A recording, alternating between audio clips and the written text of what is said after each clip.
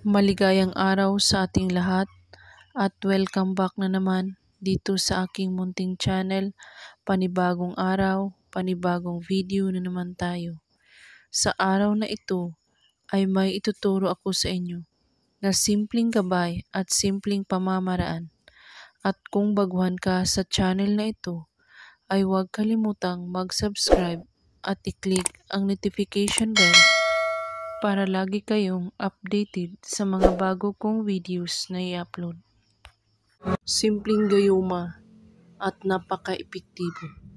Isulat ang buong pangalan sa inyong target o karelasyon sa papel.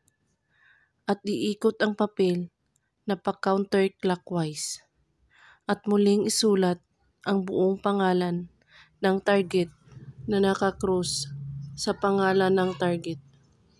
At kunin mo ang dahon ng laurel at ilagay ito sa gitna ng pangalan ng target.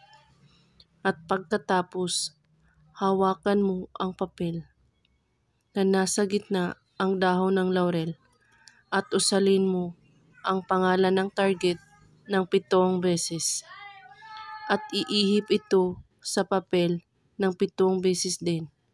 At itupi na palapit sa iyo hanggat ito ay maliit.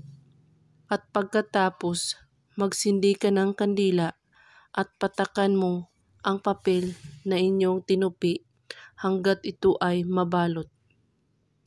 At maaari mo nang iwanan ang kandila hanggat maubos nito. At kailangan walang makakakita nito kahit sino man na may ginawa kayong ritual. Ulit-ulitin ito na magkasunod na araw. At paglipas ng 2 araw ay banggitin ulit ang pangalan ng target na hawak ang papel at iihipan mo ang papel ng 7 beses din. At pagkatapos, ilagay ito sa ilalim ng iyong unan at tulugan mo ito. Gawin ito sa araw ng Martes at Biyernes lamang, kahit anong oras, basta't buo ang inyong paniniwala sa paggawa at walang ibang iniisip at pagdududa. At kung may katanungan po kayo ay magko-comment lang po sa baba. Maraming salamat sa panunood. May God bless us all.